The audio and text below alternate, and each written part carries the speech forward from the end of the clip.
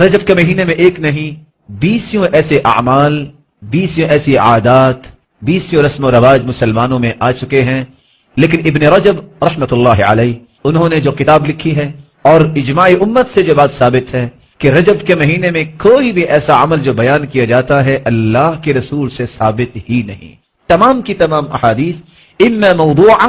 او مکذوبہ او ضعیفہ، یا تو وہ جھوٹ ہے یا من گھڑت قصص ہے یا اللہ کے رسول صلی اللہ علیہ وسلم سے وہ ثابت ہی نہیں۔ اس لیے رجب کے بارے میں جو مسلمانوں نے ذہن بنا رکھے ہیں کہ رجب میں فلاں کنڈے ہوں گے، فلاں یہ ہوگا، فلاں یہ ہوگا، رسول اللہ صلی اللہ علیہ وسلم نے کوئی ایسی تعلیمات مسلمانوں کو نہیں دی۔ اور مسلمان کا منہج یہ ہونا چاہیے اگر اللہ کی کتاب میں کوئی حکم ہے، اللہ کے رسول کے فرمان میں کوئی حکم ہے، تو پھر کسی مسلمان کی جرت نہیں کہ اس کا انکار کر دے، اور جو قرآن و سنت سے ثابت نہیں ہے اس کو کرنے سے کبھی بھی